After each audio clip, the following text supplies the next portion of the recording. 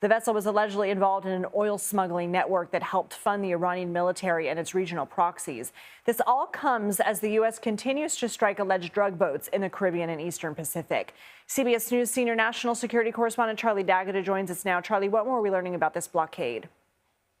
Yeah, so Lindsay, President Trump used the terms total and complete blockade in his post in capital letters, as he often does for emphasis. But that blockade refers to sanctioned oil tankers coming in and out of Venezuela. Sanctioned oil tankers. So ships that have been identified by the United States as being suspected of transporting oil to and from countries like Iran, a shadow fleet, and transferring that oil sometimes at sea to China.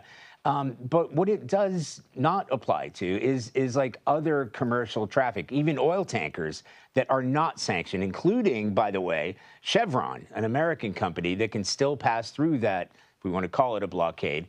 But there are a number of those sanctioned oil tankers, you mentioned it at the top, in and around the waters of Venezuela that fall under that list.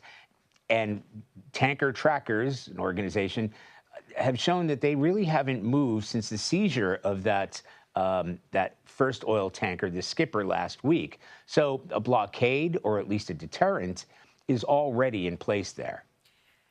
And isn't it also typically considered an act of war under international law? I mean, what does that mean or suggest about the Trump administration's possible plans in the region?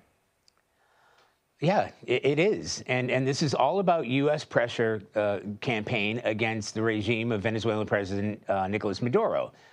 So we go back to like the Cuban Missile Crisis in the 1960s, back to international law that states a blockade is a belligerent act which, as a matter of international law, is ordinarily justified only if in a state of war or if that de facto exists. So that has U.S. lawmakers questioning the president's authority to impose a blockade without congressional approval.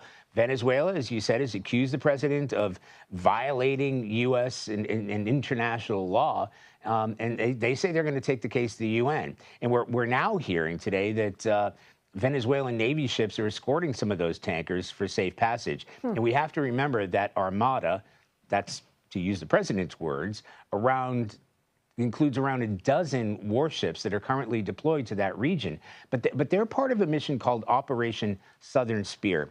And that specifically targets drug interdiction, those 24 drug boats. And this moves on to tanker interdiction. So that moves it to the next level, a serious escalation. Charlie D'Agata, thank you.